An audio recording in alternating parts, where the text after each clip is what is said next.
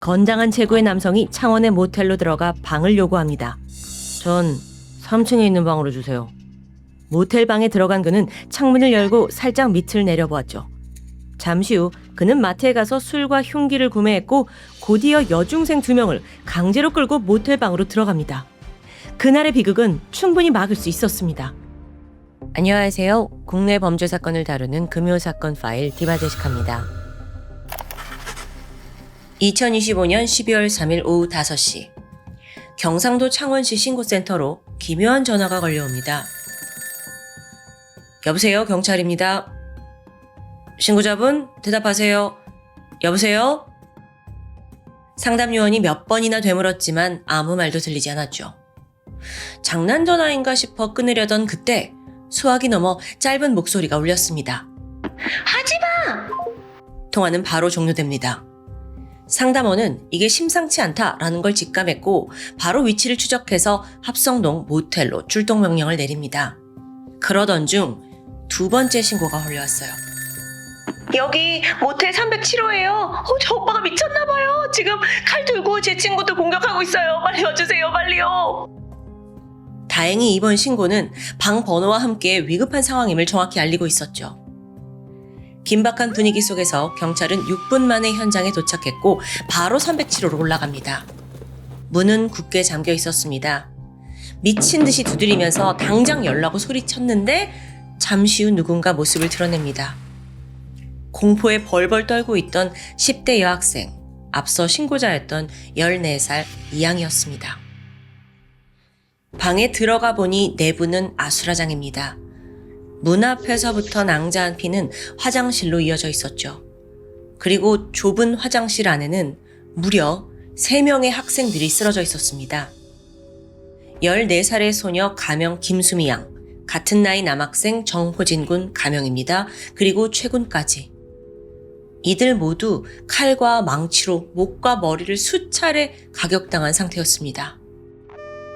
경찰은 즉각 학생들을 병원으로 이송했지만 결국 수미 양과 호진 군은 과다출혈로 사망합니다. 최 군은 긴 수술에 들어갔는데 다행히 목숨을 건지게 되죠. 잔혹한 현장에서 살아남은 건 2사람, 신고자 이양과 최 군. 그날의 트라우마에도 불구하고 죽은 친구들을 위해 용기를 냈습니다. 천천히 그날의 참상을 들려주기 시작했죠. 비극의 시작은 2주 전 호기심으로 들어간 오픈 채팅방에서 시작되었습니다. 오픈 채팅방이란 건 자기 번호나 실명이 공개되지 않은 채 비슷한 관심사나 나이대 사람들이 모여서 자유롭게 대화를 하는 곳입니다. 한국에선 특히 10대 청소년들이 자주 이용하고 있고요. 사망한 김수미 양과 이양 역시 또래 친구들과 대화를 할 생각으로 한 대화방에 들어가게 되는데요. 여기서 한 남자를 만나게 되죠. 그는 19살 표수철이었습니다. 며칠간 평범한 대화가 오고 가던 중 돌연 표수철이 이 2 아이들을 자신의 집으로 초대합니다. 가서 만나보니 덩치가 꽤 크고 좀 인상도 우락부락했지만 별다른 문제는 없었어요. 이후로도 연락이 이어졌는데 이때 표수철은 특히나 수미 양에게 큰 호감을 드러냈습니다. 하지만 그녀의 마음은 달랐어요.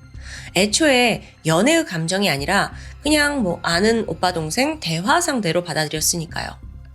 그래서 점점 부담이 느껴져서 연락 빈도가 줄어갔고 어느덧 연락은 또 끊기게 됩니다. 그렇게 시간이 흘러가던 중에 사건 당일인 12월 3일입니다. 그날 수미 양은 기말고사가 끝난 기념으로 남자친구 정호진 군을 만나기로 했습니다. 여느 10대가 그렇듯 노래방에 가기로 했고요.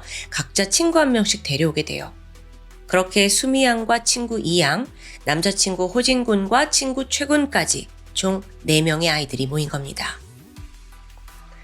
오후 4시, 4사람은 다 같이 코인 노래방으로 들어갔어요.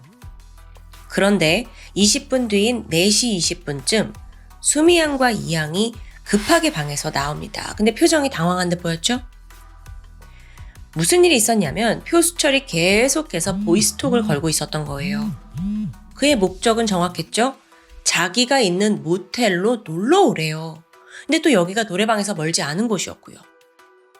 수미양은 이 전화를 피했는데 그랬더니 친구였던 이양에게 계속해서 연락을 했고 또 위협합니다. 어떤 위협이었냐면 니네가 빨리 오지 않으면 뛰어내려서 죽을 거라는 완전히 억지예요. 사실 이런 부탁인지 협박인지 성인 같았다면 단호히 거절했겠죠. 그런데 14살 소녀들입니다. 그러니까 어찌해야 될지 매우 난감했어요. 얼마 후 수미양은 이양과 또 다른 여자친구 2명을 모텔 앞으로 불러서 상황을 의논합니다. 어떻게 해야 되지? 나 너무 무서워. 그런데 갑자기 그들 앞에 떡하니 표수철이 등장한 거예요. 무언가를 사왔는지 손에 봉투가 들려 있었고요. 그는 아이들과 몇 마디 주고받더니 오직 수미양과 이양만 데리고 모텔로 들어갑니다. 아이들은 원치 않았겠지만 19살 덩치도 있는 오빠다 보니까 쉽게 거부할 수 없었던 것 같아요. 그런데요, 정작 307호에 도착하자 돌연 표수철은 이양을 막아섭니다. 넌 들어가지 말래요. 수미양과 단둘이 이야기하겠다면서 억지로 끌고 들어갔죠.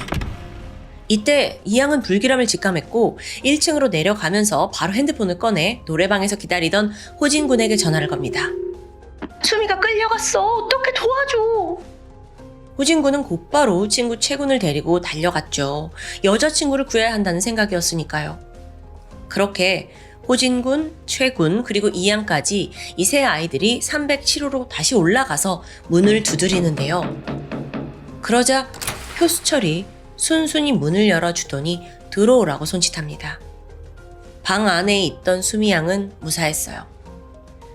이때 표수철이 모든 아이들한테 침대에 앉으라고 명령합니다. 그리고 핸드폰을 다 뺏어서 창틀에 올려놨고요. 잠시 후 그는 아까 사온 술을 아이들에게 먹이기 시작합니다. 그리고 이어진 행동이 완전히 예상 밖이었어요. 스스로 자해를 하면서 이 애들 앞에서 굉장히 공포스러운 분위기를 조성하는 겁니다. 이건 분명 센 척이었어요. 이때 뭐라고 했냐면요. 야, 나 예전에 조폭에도 있었어. 고분고분 따르는 게 좋을 거야. 알았어? 정말 20분간 구구절절한 설교가 이어졌습니다. 그 와중에 막 조언까지 하면서 일방적인 대화가 계속됐죠. 이 4명의 아이들은 표수철의 의도를 전혀 파악하지 못한 채 그저 이 공포스러운 시간이 빨리 끝나기를 바랬어요. 그리고 고분고분 잘 따르면 잠시 후 집에 갈 수 있으리라 기대했죠. 그러다 오후 4시 55분입니다. 갑자기 표수철의 핸드폰이 울렸어요. 짧은 통화를 끝내고 나서 그는 멍하니 TV를 바라보는데요. 바로 이때 심경의 변화가 생겼습니다. 그러더니 애들한테 엎드리래요. 분위기가 막 180도 바뀐 거예요. 애들도 긴장했죠. 근데 지금으로선 심기를 거스르지 않는 게 중요하기 때문에 일단 명령에 따라 엎드리는데 바로 그때 표수철이 어디선가 망치를 들고 오더니 순식간에 호진군을 향해 휘두릅니다. 몸을 피해서 가까스로 막아냈지만 표수철의 눈에는 도끼가 가득했어요. 곧바로 칼을 잡더니 그대로 호진군의 목을 찔러버렸죠. 이걸 보고 있던 3명의 아이들은 비명을 지르고 완전히 패닉에 빠집니다.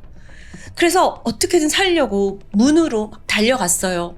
근데 이때 수미양은 그 창가에 있던 뺏긴 핸드폰까지 챙기고 나서 따라가는데 세상에나 아무리 문고리를 돌려도 이 잠금 장치가 풀리질 않는 겁니다.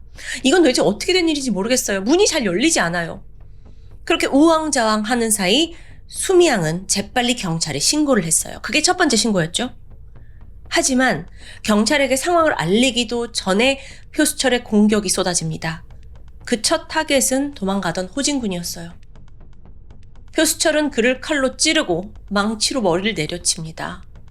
이 무자비한 공격에 정신을 잃고 말아요. 그랬더니 바로 표수철이 다른 아이들로 시선을 돌렸죠. 한 명씩 머리채를 잡고 화장실로 끌고 들어가요.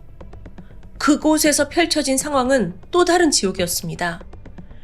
발버둥 치는 애들을 한 명씩 잡아서 칼로 목을 베고 또 망치로 때리는 상황이 반복되는 거예요.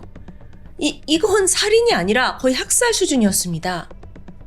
결국 화장실로 끌려간 수미양과 최군은 처참한 고통 속에 정신을 잃고 말아요. 한편 화장실 밖에 있던 이양은 경찰에 두 번째 신고를 하게 되죠. 빠르게 상황 잘 전달했습니다. 하지만 머지않아 표수철이 화장실에서 나오더라고요. 전신에 피를 뒤집어 쓴 채 손에는 칼이 들려 있었죠. 그 칼이 마지막으로 이양을 향하려던 그때 쾅쾅쾅! 경찰입니다. 문 여세요! 경찰이 등장하자 표수철이 당황했어요. 그래서 자기 핸드폰, 담배, 신분증을 챙기더니 창문을 들럭엽니다. 살짝 밑을 보더니 이양에게 말했죠. 내가 너 왜 살려주는 줄 알아? 넌 깡이 있어서 살려주는 거야. 뭐 이런 알 수 없는 말을 남기고 그는 창밖으로 뛰어내립니다. 도주를 한 거죠. 하지만 결과는 그의 예상과 달랐습니다. 순조롭게 빠져나갈 거라 여겼지만 표수철이 3층에서 떨어지면서 머리와 전신에 심각한 골절을 입게 돼요. 그 자리에서 일어나지 못한 채 그냥 쓰러져 있는데 곧이어 현장을 덮친 경찰이 그를 발견했고 즉각 병원으로 이송합니다. 하지만 그는 결국 숨을 거두고 말아요. 끔찍한 학살을 벌인 범인의 허무한 최후였습니다. 아니, 이쯤 되니까 애초에 범행 동기가 뭔지 좀 아리송합니다. 수미양을 좋아했다고 하니 그녀가 목적이었다면 앞뒤가 맞지만 왜 그럼 다른 아이들까지 다 공격한 걸까요? 그가 사망한 이상 정확한 동기는 알 수 없습니다. 그래도 경찰이 추정컨대 표수철이 평소에 마음에 두던 수미양을 성폭행할 목적으로 모텔로 불러냈는데 뒤늦게 남자친구가 있다는 걸 알게 되자 분노가 폭발한 게 아닌가로 보고 있어요. 그런데요, 사실 표수철에 대해 감춰진 사실 두 가지가 있습니다. 그 첫 번째는 나이예요. 알고 보니 이 남자가 19살이 아니라 26살 성인이더라고요. 그러니까 범인은 마치 자기보다 12살이나 어린 그 학생들을 대상으로 무자비한 살육을 저지른 겁니다. 두 번째로는요, 표수철은 끔찍한 전과가 2건이나 있었습니다. 그것 또한 미성년자를 노린 연쇄 성범죄였죠. 그 첫 범행은 지난 2016년 17살 때였는데요. SNS에서 만난 10대 여학생을 집으로 유인해서 강제로 성추행했어요. 이 일로 검거가 되는데 당시 17살 미성년자였기 때문에 보호 처분만 받게 됩니다. 그런데도 범죄는 계속되었죠. 그로부터 3년 후인 2019년 9월 막 20살이 된 표수철은 이번에도 SNS를 이용해서 14살 여중생에게 접근했습니다. 친분이 쌓이고 나서 노골적으로 집으로 유인해요. 하지만 여학생이 거부했죠. 그랬더니 갑자기 공격적인 면을 막 드러내면서 막말을 퍼붓습니다. 제가 그때 판결문에 나온 말 그대로 읽어드리면 네가 온다며 이 X년아. 너랑 아는 사람들이 이거 보면 뭐라고 할 것 같아? 야, 너 인생 뒤틀리고 싶냐? 그는 지금껏 나눈 대화와 또 주고받은 사진 영상들을 학교에 유포하겠다며 협박하고 있었습니다. 피해자는 고작 14살이에요. 너무 무섭잖아요. 그래서 표수철의 말에 따를 수밖에 없었는데요. 결국 그의 집에 갔고 끔찍한 일을 당했습니다. 옷을 벗기지 말라고 애원했지만 소용없었어요. 겨우겨우 그 집을 빠져나온 피해 학생은 즉각 가족과 학교에 도움을 요청했고 머지않아 신고가 접수됩니다. 이 일로 표수철은 미성년자 강간 혐의로 징역 5년을 선고받습니다. 아니 근데 여기서 제가 좀 궁금해서 기본 형량을 알아봤는데요. 피해자가 13살 이상일 경우에 기본 5년에서 8년을 받는다고 하더라고요. 생각해보면 피해자는 평생 이 트라우마에 시달릴 텐데 강간 혐의에 대해서 다소 낮은 형량이 아닌가라는 생각이 듭니다. 어쨌든 표수철은 그 와중에도 5년만 받았죠. 그런데 당시 작성된 판결문 내용 중 반드시 주목해야 할 대목이 있습니다. 성범죄자 위험성 평가라는 게 있어요. 그러니까 쉽게 말해 재범의 위험성을 측정하는 거죠. 이 검사에서 표수철이 13점을 받으면서 고위험군으로 분류됐습니다. 심지어 이미 2건의 성범죄 전과가 있기 때문에 재범을 저지른다는 건 좀 불보듯 뻔한 게 아닌가 싶어요. 그래서 당시 검찰도 얘 전자발찌 부착해야 한다 라고 주장을 했거든요. 근데 여기서 황당한 결과가 나옵니다. 재판부가 그걸 기각한 거예요. 아니, 이유가 뭐였을까요? 아직 20살밖에 안 된 젊은 청년에게 전자발찌는 과한 처사다라고 판단한 겁니다. 그게 과연 옳았을까요? 5년 뒤인 2025년 7월 표수철이 만기 출소합니다. 전자발찌라는 족쇄 없이 이 성범죄 괴물이 또다시 사회로 나온 거예요. 그는 다음 대상을 물색했고 오픈 채팅방에서 수미양과 이양을 만난 후 결국 살인마가 되었죠. 한편 경찰 주장에 따르면 표수철의 범행은 원하던 성폭행이 실패하면서 발생한 우발적 살인이다 라고 설명합니다. 에? 근데 잠깐만요. 우발적 살인이요? 아니 아까 모텔방에 칼이랑 망치 그건 뭐예요? 일부러 방에다 둔 거 아니에요? 그런데도 우발적 살인이라고요? 사실 이 사건 굉장히 잔혹하잖아요. 그런데도 불구하고 범인이 사망하게 되면서 공소권 없음으로 처리됩니다. 그렇다 보니 진실 여부를 밝힐 기회조차 없는 거예요. 그런데 더 중대한 사실이 있죠? 경찰이 유족에게조차 알리지 않은 부분인데요. 아니 유족한테 뭘 알리지 않았다는 건지 그걸 밝혀내려면 일단 범인의 사건 당일 행적에 대해 더 자세히 알 필요가 있습니다. 표수철은 출소 직후부터 만나던 여자친구가 있었습니다. 그리고 동거 중이었죠. 하지만 정작 여자친구는 그의 그 폭언과 폭행으로 진짜 하루하루 지독하게 고통받고 있었어요. 그러다 사건 당일이던 12월 3일 오전이죠. 지금까지의 괴롭힘을 참다 못한 여자친구가 드디어 표수철에게 이별을 통보해요. 근데 이걸 묵묵히 듣고 있던 표수철이 갑자기 급발진하더니 식칼을 들고 달려드는 거예요. 그래서 놀란 여자친구가 필사적으로 도망쳤죠. 이때가 12월 한겨울인데 외투도 입지 않고 그냥 무작정 뛰어나갔습니다. 겨우 복지센터에 가서 몸을 숨겼고 신고를 부탁하게 돼요. 그런데 놀랍게도 이 당시 표수철은 도주하는 여자친구를 따라가지 않았어요. 오히려 자기가 먼저 경찰에 신고를 했죠. 제가 여자친구랑 캠핑을 가려고 칼을 준비했는데요. 뭘 오해했나봐요. 괜히 겁에 질려서 도망을 갔는데요. 제가 직접 경찰서에 가서 해명할게요. 이런 식으로 먼저 선수를 친 거예요. 실제로 그는 캠핑을 간다는 듯 고기 한 덩어리를 싸서 지구대에 찾아갑니다. 그러면서 막 여자친구 신고가 완전히 오해였다면서 넉살 좋게 해명을 하더라고요. 몇 시간 후에 유유히 지구대 빠져나갔고요. 아니 근데 이걸 굳이 그대로 믿었다는 게 좀 안타깝죠? 어쨌든 경찰은 그때 신원 조회를 했고 표수철이 출소한 지 단 5개월밖에 되지 않은 성폭행범이라는 걸 인지하고 있었습니다. 그런데도 불구하고 더 이상 그를 제지하지 않았어요. 심지어 그 표수철이 일반 보호 관찰 대상이에요. 그래서 출소 후 일정 기간 동안 거주지를 밝힐 의무가 있습니다. 반드시 자기가 어디 사는지 알려줘야 돼요. 근데 애초에 표수철은 지금 동거하고 있잖아요. 그 사실을 고지하지 않았던 거예요. 이게 규정 위반입니다. 경찰도 알고 있었죠. 그때 그 지구대에서 신원조회했던 경찰이요. 근데 끝내 담당 부서에 연락도 하지 않습니다. 만약 그때 표수철을 포착했더라면 3시간 뒤에 발생할 참극을 막을 수 있었을지도 모릅니다. 지구대를 빠져나온 표수철은 돌연 10분 거리에 있는 모텔로 향했습니다. 정말 알 수 없어요. 근데 이 사람이 겉모습은 차분한 듯 보였거든요. 근데 속은 완전 달랐죠. 지금 여자친구에 대한 분노로 막 물이 끓고 있는 상황이에요. 그런데 화살이 완전히 엉뚱한 곳으로 향합니다. 일단 모텔에 도착해서는 정확히 표수철이 3층 방을 달라고 요구해요. 그리고 수미양한테 무작정 보이스톡을 걸었죠.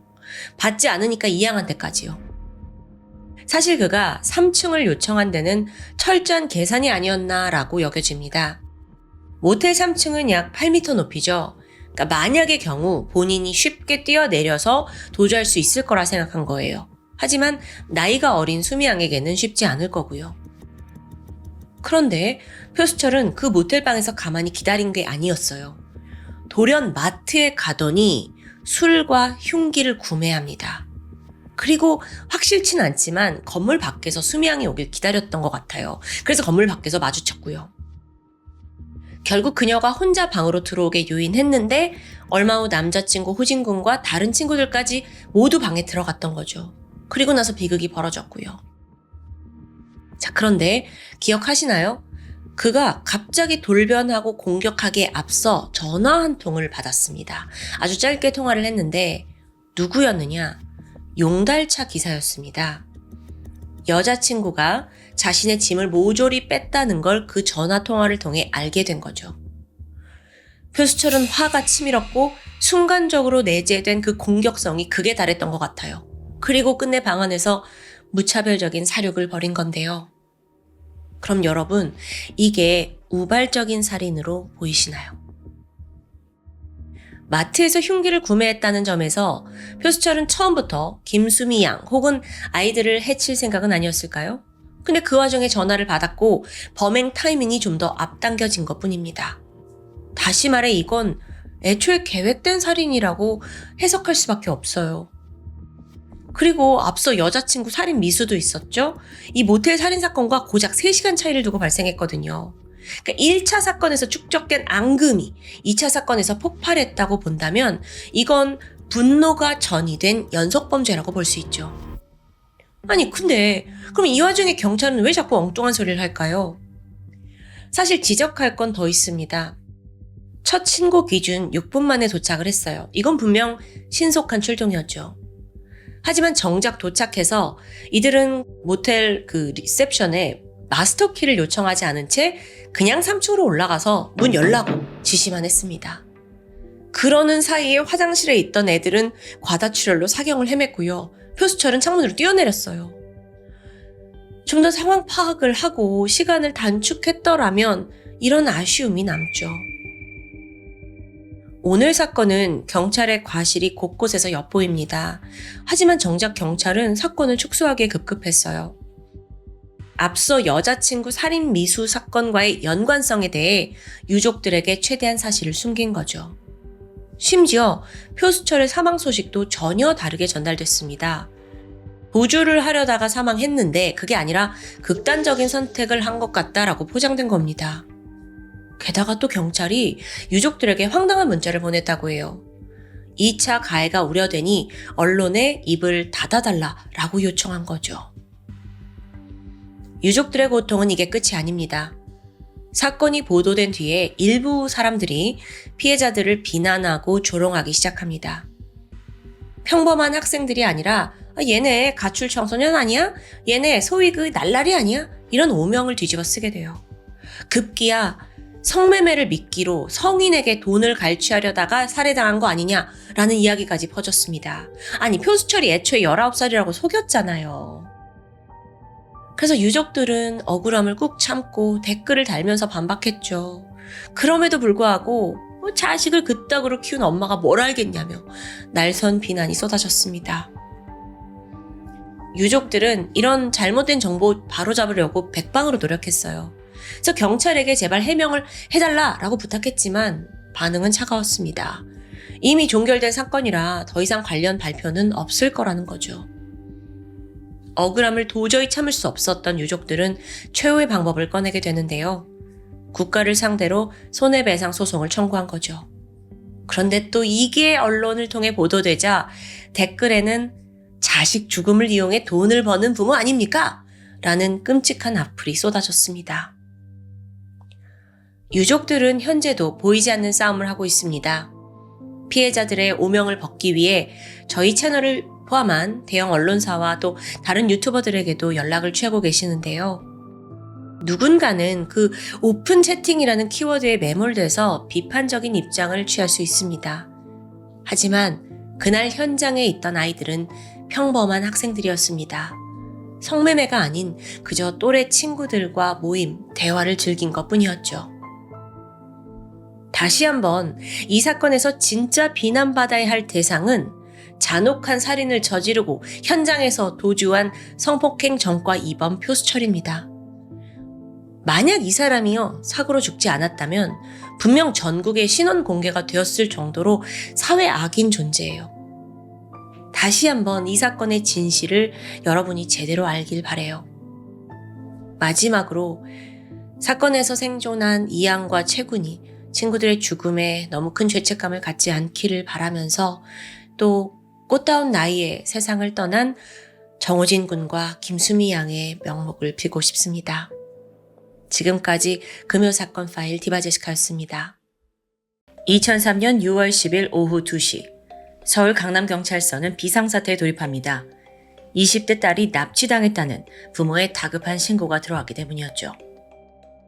2000년대 초반 그 당시만 해도 어린애들뿐만 아니라 젊은 여성을 대상으로 한 유괴, 인신매매 사건이 성행했습니다. 특히나 이번 신고에서 수사팀이 더 다급했던 이유는 사건이 발생한 지 꽤 많은 시간이 지났기 때문인데요.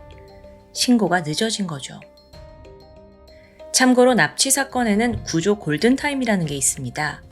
최소 2시간에서 최대 4시간 이내에 이 범인을 추적하지 못하면요, 피해자가 생명을 잃을 가능성이 점점 높아지게 되는데요.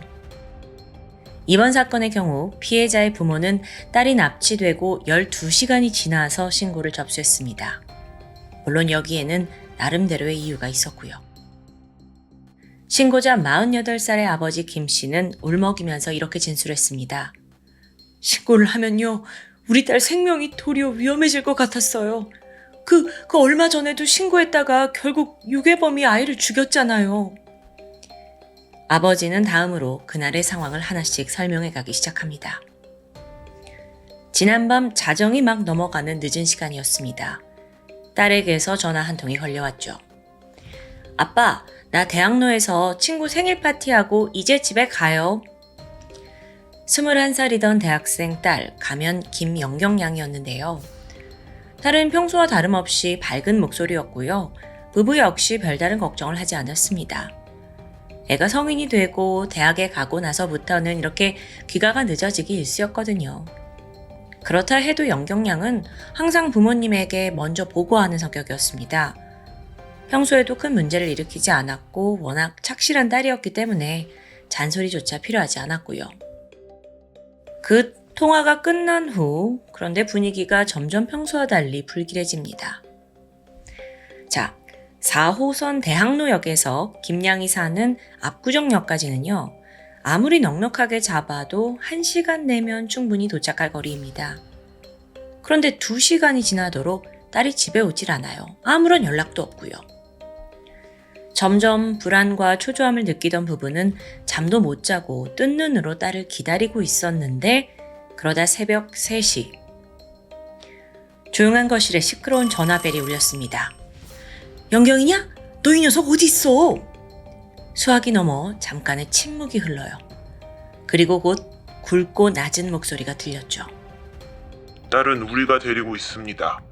아침에 은행 문 여는 대로 몸값 1억 원을 준비해서 여의도 공원으로 오세요. 만약 신고하거나 허튼 짓 하면 딸의 목숨은 보장할 수 없습니다. 아버지가 미처 뭐라 설명할 틈도 없이 상대는 일방적으로 전화를 끊어버렸죠. 순간 김 씨의 머릿속은 캄캄해졌습니다. 애지중지 키워온 외동딸이 지금 납치를 당한 상황이에요. 도저히 믿고 싶지 않죠. 경찰에 신고할까 잠깐 고민했지만 아까 그 남성이 말한 협박이 걸렸습니다. 해결나 딸을 해칠지도 모르니까 불안해요. 이런 김 씨의 고민을 예상이라도 하듯 납치범은 밤새 몇 차례에 걸쳐 전화를 더 걸어왔어요. 그저 경찰에 알리지 말아라, 이 요구만 잘 들어주면 깔끔히 딸을 보내주겠다고 약속했죠. 당시로서 부부는 그저 범인들의 말을 믿을 수밖에 없었는데요. 다음날 오전 9시 30분 여의도로 간 김 씨는 한 은행 지점에서 1억 원을 인출합니다. 현금을 여행용 가방 안에 다 담았고 여의도 공원으로 가서 범인의 전화를 기다려요. 잠시 후 딸의 핸드폰으로 연락이 옵니다. 약속 장소 변경합니다. 강변도로 난지도 근처 철길 옆으로 돈 가방 가지고 오세요. 잠시 후 10시 아버지 김 씨가 돈이 든 가방을 그 철길 노변 위에 내려놓고 그곳을 떠나요. 그걸 지켜보고 있던 범인이 신속히 가방을 수거해 갔고요. 자, 그렇게 돈을 챙겼습니다. 근데 이후에 아무런 연락이 오지 않았어요. 내가 돈을 줬으니 딸의 생사라도 확인해야겠다 했지만 범인은 묵묵부답입니다. 부모는 애가 탔고 이제 더 이상 이거 자기들끼리만 해결할 수 없다는 걸 깨달아요. 그리고 바로 경찰에 신고를 한 상황이었죠. 신고 접수 직후 강남경찰서 수사팀은 김연경 양을 납치한 최소 2명으로 추정되는 일당을 잡기 위해 수사에 돌입합니다. 그나마 다행인 건 그들이 지금 딸의 핸드폰으로 계속 연락을 취하고 있었다는 점이에요. 그래서 경찰이 즉각 그 휴대폰 위치를 추적했고 머지않아 발신 위치가 확인됩니다. 마지막 신호가 잡힌 곳은 마포구 성산대교 북쪽에 있는 한강 시민공원 근처였어요. 수십 명의 경찰이 그곳으로 향하는데요. 일대 급습해서 행인들 다 통제하고 검문 검색을 강화합니다. 분명 이쯤에 수상한 범인들의 모습을 포착하리라 기대한 거예요. 두 팀으로 나눴고요. 한 팀은 휴대폰에 신호가 잡힌 곳을 중심으로 탐문, 또 다른 팀은 한강공원 내에 있는 그 CCTV들을 다 확보해서 영상 속에 수상한 인물이 있는지 추적했죠. 물론 이들의 모든 활동은 신속하지만 은밀히 진행됩니다. 행여라도 범인들이 눈치채면 김연경 양의 생사는 더욱더 불투명해질 테니까요. 그렇게 부모의 신고가 접수된 지 약 3시간이 지난 오후 5시. 이 형사, 저기 좀 봐봐. 망원지구 한강 둔치에서 검문을 하고 있던 형사들의 눈에 2명의 남성이 들어옵니다. 당시 이들은 주차장에 각기 차 2대를 세워뒀고요. 한쪽에 있는 옵티마 차 안에 둘이 같이 앉아 있더라고요. 그런데 이때 마침 경찰의 눈에 수상한 게 들어왔습니다. 살짝 트렁크가 열려 있는데요. 그 틈새로 전깃줄을 묶는 플라스틱 끈 같은 게 빠져나와 있던 거예요. 동시에 경찰은 승용차에 앉아있던 그 한 남성의 몸에 주목을 하는데 팔과 목 뒤에 뾰족한 것에 긁힌 듯한 상처가 있더라고요. 경찰이 바로 다가갔죠. 실례합니다. 잠시 불신 검문하겠습니다. 갑작스러운 경찰의 등장에 남성들은 눈에 띄게 당황합니다. 안절부절 못하면서 어딘가 잔뜩 겁에 질려 있어요. 노련한 형사는 이놈들 맞다 라는 직감이 강하게 들었죠. 잠시 후 트렁크를 활짝 열어보는 순간 의심은 확신으로 바뀌게 됩니다. 그 안에는 거액의 현금 다발이 들어있었습니다. 경찰이 이 돈을 어디서 났냐 출처를 추궁하자 이들은 아무 말도 하지 못한 채 그냥 막 시선만 피해요. 자, 여기서 일단 급한 건 김연경 씨의 생사입니다. 그래서 다짜고짜 지금 피해자 김연경 씨 어디 있습니까? 강한 추궁이 이어졌어요. 그러자 2인조 중 한 명이 말합니다. 죄송합니다. 동시에 그는 다른 한쪽에 세워져 있는 코란도 차량을 가리켰죠. 서둘러 그곳으로 향한 경찰은 뒷좌석에 놓여있는 대형 가방을 확인합니다. 차 문을 여는 순간 코를 찌를 듯한 아주 불쾌한 냄새가 풍겼어요. 가방을 쭉 열어보는데 20대 초반 젊은 여성의 사체. 네, 그렇게 김연경 씨가 끝내 죽은 채 발견됩니다. 이 소식을 들은 부모는 그 자리에서 다리가 풀렸고 망연자실하고 말았는데요. 20대 여성을 납치해서 몸값을 받아낸 뒤 끝내 살해하고만 2명의 일당. 다행히도 이들 범행은 하루 만에 드러났습니다. 그런데 이 두 사람이 과연 누군지 그리고 범행 동기가 뭔지가 밝혀지면서 대중들은 또 한 번 충격에 휩싸였죠. 이들이요, 연경 씨와 마찬가지로 20대 중반에 불과한 젊은 청년들이었어요. 26살 한 씨와 25살 박 씨. 두 사람은 고교 동창인데요. 사건 발생 보름 전부터 범행을 계획하고 있었죠. 동기는 예상대로 돈이었습니다. 특히나 이 중 한 씨는 이혼 소송 과정에서 아내에게 줄 위자료 1,500만 원을 마련하기 위해 이 납치 범행을 계획했다고 말해요. 반면 박 씨의 경우에는 용돈 마련을 위해서 범행에 동참했다고 진술했고요. 그러면서도 빚에 쪼들리는 여자친구가 있는데 그녀를 도와주려고 돈이 필요했다는 자백이 정말 황당 그 자체입니다. 아내한테 줄 위자료, 여자친구 생활비 때문에 또 다른 여성을 죽인 거예요. 처음 이들이 범죄를 모의했을 당시부터 대상은 부유층이 목표였습니다. 그래서 주로 강남 부촌 거주지 일대를 돌아다녔고요. 그 중에서도 자신들이 쉽게 제압할 수 있는 젊은 여성을 타겟으로 했어요. 사실 범행이 있기 전에 두 사람 모두 강남 소재의 백화점과 미용실에서 근무를 했던 이력이 있습니다. 그렇다 보니 지리에 밝았고요. 또 소위 돈 많은 강남 여성이 누군지도 좀 한 번에 알아볼 수 있었다고 자신했죠. 그렇게 한 씨와 박 씨가 여러 동네를 물색한 결과 압구정동 현대아파트 인근이 가장 적합하겠다라고 판단합니다. 여기가 낮에는 유동인구가 많은 편이에요. 그런데 주택가다 보니까 늦은 밤이 되면 버스도 끊기고 또 인근의 상가들도 다 문을 닫아서 굉장히 한적해지거든요. 뭐 아무리 여기서 난다긴다 하는 한국의 부유층이 산다곤 하지만 밤이 되면 범행을 위한 최적의 장소가 되는 거였죠. 게다가 CCTV가 있긴 한데요. 어두운 새벽 시간에 범행을 저지른다면 설사 찍힌다 해도 그 당시에는 이제 식별이 좀 불가능할 거라는 계산도 있었습니다. 화질이 좋지 않았기 때문이죠. 그렇게 범행 당일이던 6월 10일 새벽 1시, 압구정동 아파트촌을 어슬렁거리던 두 범인의 눈에 대상이 포착됩니다. 바로 생일 파티를 마치고 밤늦게 집으로 귀가하고 있던 김연경 양이었죠. 당시 그녀는 유행하던 해외 브랜드 가방을 하나 들고 있었습니다. 또 손목에는 금팔찌도 차고 있었고요. 우리도 알잖아요. 압구정 현대아파트 하면 대한민국 부의 상징이라는 걸요. 거기에 사는 20대 젊은 여성, 범인들에게는 그저 좋은 먹잇감으로만 보였죠. 차에서 내린 박 씨가 먼저 그녀의 뒤를 은밀히 쫓았습니다. 그러다 적당한 때에 습격을 했고 입을 틀어막은 채 끌고 가서 갓길에 세워둔 한 씨의 코란도 차량으로 밀어넣습니다. 미리 준비해둔 플라스틱 끈으로 김양의 손과 발을 결박해요.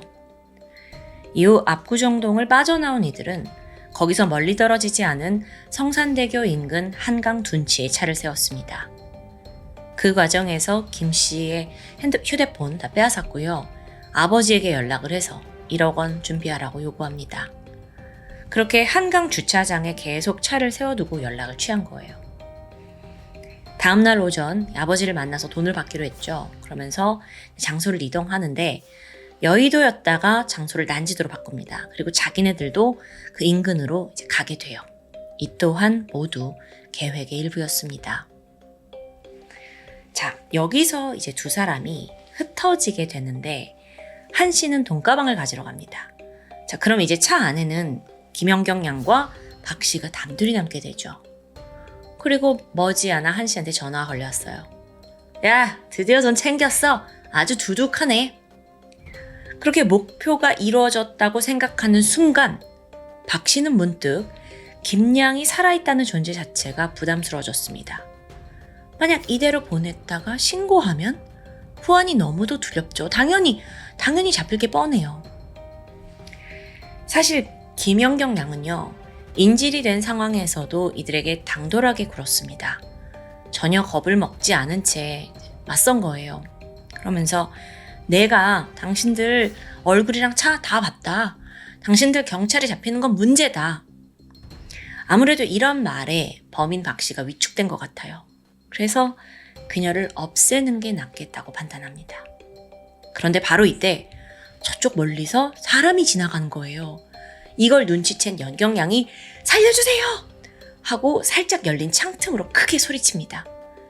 당황한 박 씨가 그녀의 입을 틀어막았고 격한 몸싸움이 벌어지는데 그러다 결국 옆에 있던 플라스틱 끈으로 목을 힘껏 졸라 살해합니다. 그렇게 범행 후 박 씨는 공범 한 씨에게 전화를 걸어요. 어쩔 수 없이 여자를 죽였다. 처리를 해야 하니 시신을 담을 커다란 가방을 구해오라고 지시했죠. 그리고 위치가 추적될 것을 우려해서 그녀의 핸드폰을 버리고 이제 상황을 대비하라고 말합니다. 잠시 후에 공범이 돌아오기를 기다리던 박 씨가 김양과의 몸싸움에서 손톱으로 자신의 몸이 핥히게 된 사실을 알게 됩니다. 자, 그러니까 반대로 죽은 김양의 손톱에 자기 살점이 남아있을 거잖아요. 이게 이제 두려워진 거죠. 그래서 바로 죽은 김양의 손톱을 다 깎았고요. 완벽한 처리를 위해 소독까지 하게 되죠. 정말 철저한 증거인멸이었어요. 잠시 후 한 씨가 가방을 가지고 도착합니다. 거기에 사체를 넣었고 코란도 차량 뒷좌석에 방치해 두었죠. 자, 이제 두 사람에게 남은 건 돈을 나누는 작업입니다. 각각 5천만 원씩 가져가기로 했고요. 양쪽의 차량 트렁크에 나눠 담아요. 그리고 나서 생각나는 건 시신 처리 어떻게 하지? 한참을 고민하던 이들은 밤이 되길 기다린 후 가방에다가 커다란 돌을 매달아서 한강에 수장하기로 결정합니다. 그렇게 어둠을 기다리던 중이었어요. 그런데 경찰이 뒤쫓고 있었잖아요. 수상하게 주차되어 있는 차를 발견한 경찰의 검문에 딱 걸린 겁니다. 차를 열어보니 현금 다발 가득, 다른 차에선 시신이 발견됐어요. 빼박이죠. 그렇게 일확천금에 눈먼 범인들의 어리석고도 허황된 꿈은 범행 하루 만에 막을 내렸습니다. 강도 살인, 납치, 인질 강도 혐의로 재판에 넘겨진 범인들은 과연 어떤 판결을 받았을까요? 먼저 범행을 주도하고 직접 김양을 살해했던 박 씨는 무기징역, 공범에 가담했던 한 씨는 징역 8년을 받은 것으로 알려져 있습니다. 오늘 사건은 강남의 부유층 동네에 살던 젊은 여성이 표적이 되었다는 사실로 사실 그 당시에 꽤 큰 주목을 받았습니다. 특히나 또래의 젊은 여성들도 나 역시 표적이 될까, 특히나 그 동네 사는 사람들은 더욱더 밤에 돌아다니는 걸 두려워했겠죠. 참고로요, 추후 언론조사 결과 살해된 김양은 범인들이 예상했던 대로 그렇게 사치스러운 부유층 여성이 아니었던 것으로 밝혀집니다. 아버지 김 씨가 저명한 내과 의사긴 했어요. 그래서 일반 중산층 이상 가정인 건 맞는데요. 평소 김양은 친구들 사이에서도 검소하고 성실한 사람으로 통했습니다. 앞서 범인들이 눈독을 들였던 명품 가방 역시 통신사의 어떤 오랜 고객들한테 주는 사은품이었대요. 그리고 손에 차고 있던 금팔찌, 귀금속들은 모두 브랜드 제품이 아니라 그냥 평범한 액세서리에 불과했고요. 이런 사실이 뒤늦게 밝혀지자 일각에서는 그녀가 압구정동에 살지 않았더라면 비극을 피했을지 모른다라는 씁쓸한 이야기도 있었습니다. 사건이 발생한 지 20년이 지난 현재까지도 대한민국에서 강남 압구정이라는 곳은 우리 사회의 부와 어떤 욕망의 상징으로 남아 있습니다. 상위 1% 부자들이 사는 곳, 일반인은 꿈꾸지도 못하는 집값이 형성된 곳. 그런데 사실 그 평판의 이면에는 빈부격차에 대한 상실감과 질투, 분노가 섞여 있는 건 아닐까요? 오늘 사건의 범인들은 그 욕망을 참지 못하고 범행을 저질렀습니다. 돈을 위해서라면 수단과 방법을 가리지 않겠다는 잔혹함. 많은 시간이 지났지만 그날의 비극은 여전히 우리 사회의 그림자로 남아서 조용히 경고하고 있는 듯합니다. 지금까지 금요사건 파일 디바제시카였습니다.